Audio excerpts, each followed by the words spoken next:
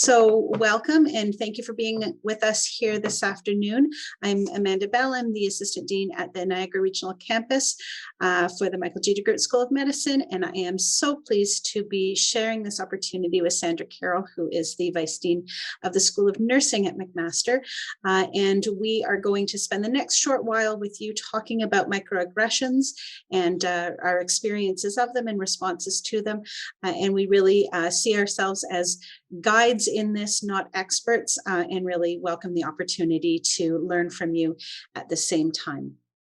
McMaster University recognizes and acknowledges that it is located on the traditional territories of the Mississauga and Haudenosaunee nations, and within the lands protected by the Dish with One Spoon Wampum Agreement. As uninvited settlers on Turtle Island, we seek reconciliation and a new relationship with the original peoples of this land. So Sandra and I had actually a wonderful discussion around this slide. Neither of us have any financial disclosures for this presentation or any others that we do, other than we're both employees at McMaster University.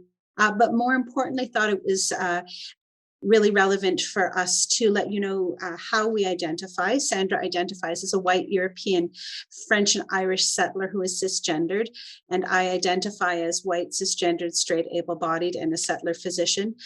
We recognize our privilege in all of these identities, and in our preparation for today, our time today, and our time moving forward, we commit to not taking for granted our positions of privilege as educated women in these and all discussions.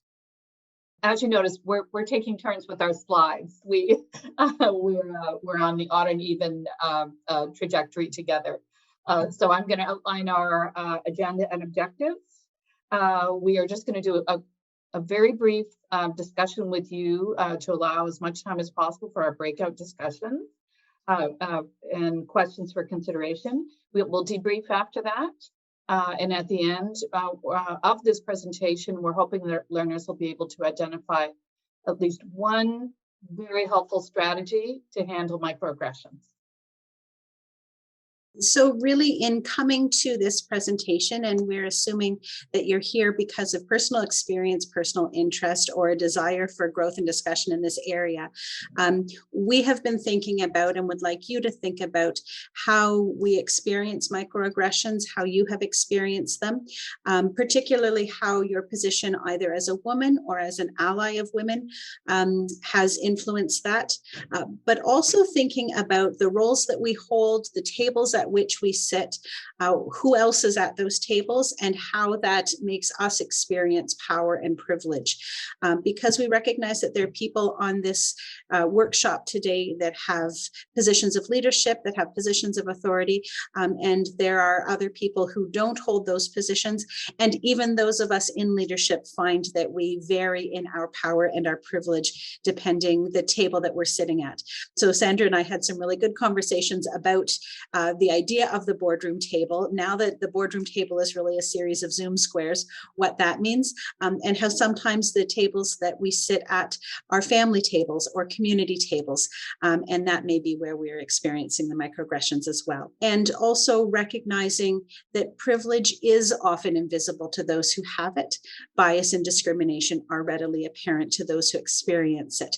And we'll share our references with you later on, but we recognize for each of you, there may be different ways that you have experienced microaggressions or have experienced discrimination. It's always helpful to take some time to just review a few of the definitions and language that is framing this talk today. And we're just so happy that so many of you have joined us. And I was speaking to a family member recently who hadn't heard the term before. So for some, it is a new term, and I was challenged about, well, what is that exactly? So we thought we would include some examples and definitions for you. And you can see that the microaggression is a statement, action, or incident of discrimination against a target group that can contribute to the maintenance of existing power structures. Microassault, somewhat different. Person behaves deliberately in a discriminatory manner, not intending to offend. Microinsult, people unintentionally or unconsciously say discriminatory things or behave in a discriminatory way. And then there's also micro invalidations, and environmental microaggressions. So there's quite a collection of definitions for us to work from. These may have come into some of your own experiences in different ways, as Amanda just outlined. That boardroom table is a symbol of the many places that we sit as women. And I personally am feeling very inspired after the speakers that led us. I'm feeling quite empowered now. And so I'm ready to have some great discussion with you all. But our next slide talks a little bit more about some of the specifics. So we really also wanted to acknowledge that different groups experience microaggressions for different reasons, and that there is overlap and interplay between those group identities that may change how we are experiencing these comments that are made intentionally or unintentionally towards us, around us, or about us. Those groups may include groups by race, by gender, by sexual orientation, religious belief, other belief systems, age, ability, and other identities.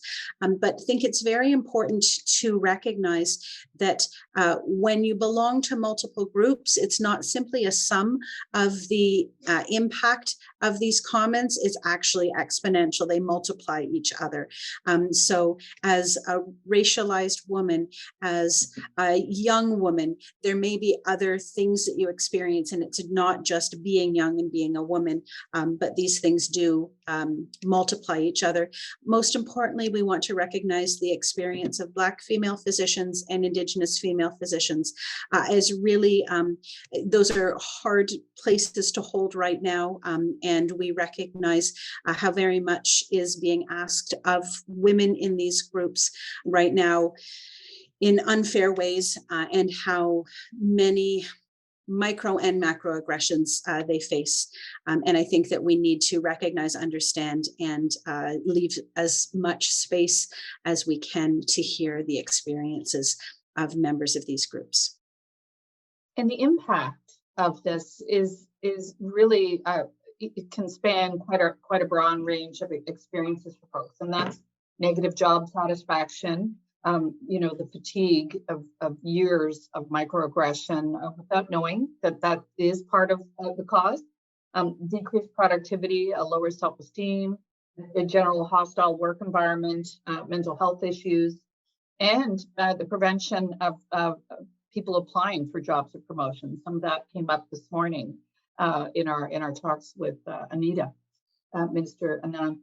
Limit hiring, promotion, and retention of women and underrepresented groups.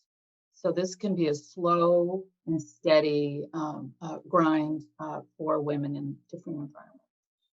We also want to consider, in our discussion, to consider the role of allies. So allies may mean people who identify as male.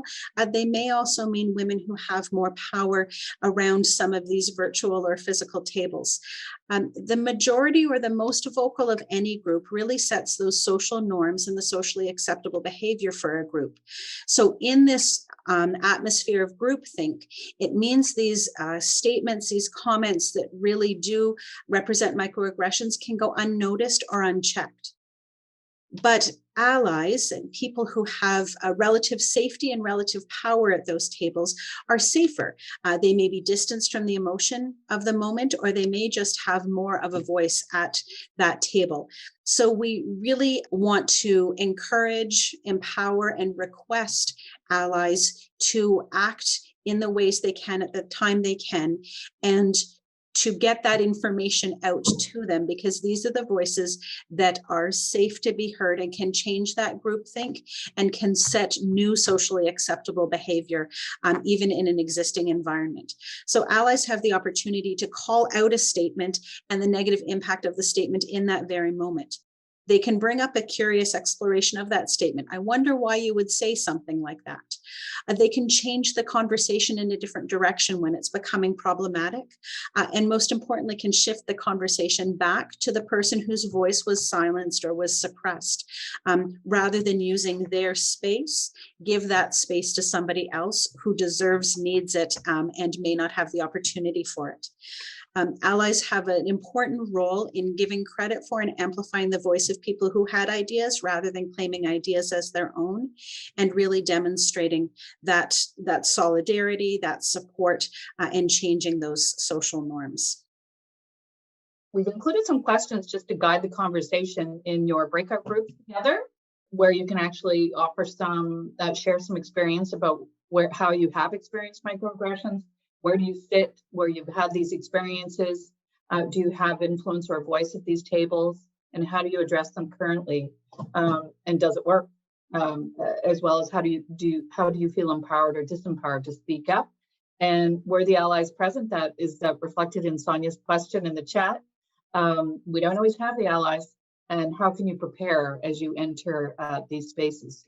So I think we're going to ask you to bring a few points back to share with the group, but these questions are sort of to guide your conversations together and really try to unpack some of this. So we want to allow you to get to this now so that we can come back together and share. Welcome back. I'll hand it back over to Amanda and Sandra to kind of lead the debrief. Welcome. And Sandra and I were fortunate to be in the same group together and could continue our discussion. What we're really looking for is some ideas that came out of each of your groups, because I think that these practical tips and tricks, and we have a few more that we'll bring up afterwards, but the things that have or have not worked for you in your own experiences are really going to be what we can best learn from. So I'm just going to go through each group number. And if somebody from that group maybe wants to throw out, even if not 3 key findings, 1 or 2 points of discussion or specific tricks or tips that you had, actual responses that have or have not worked, I think that as a group, we would all really like to hear that. So I will go first to group number mnemonics, because we wouldn't be giving a talk if we didn't send you home with a mnemonic.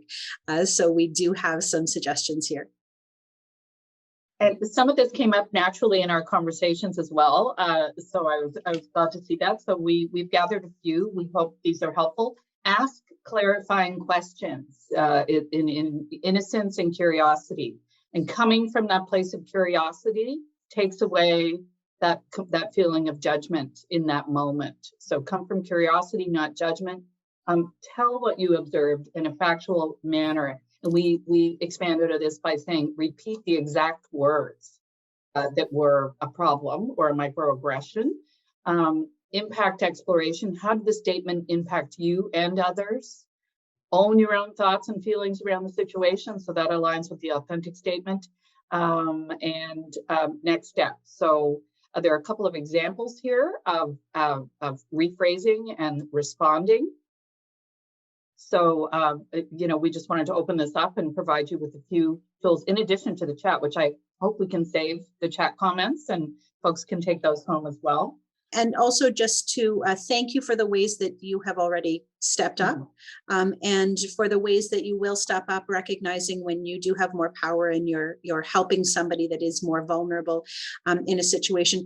We do, as always, want to thank Teresa Chan for not only her support and guidance in this, but in all things, and particularly the role model that she is for us and for so many of us, as somebody who disrupts conversations when they are uncomfortable and really does stand up for those who have less power.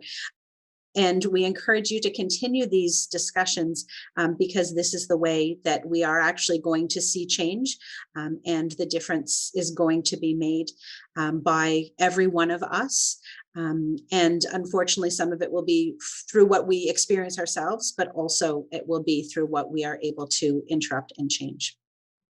But a small list of references, and I know other references have been shared in the chat, and there certainly is a huge body of literature around microaggressions, but often the practical experience is the most useful part.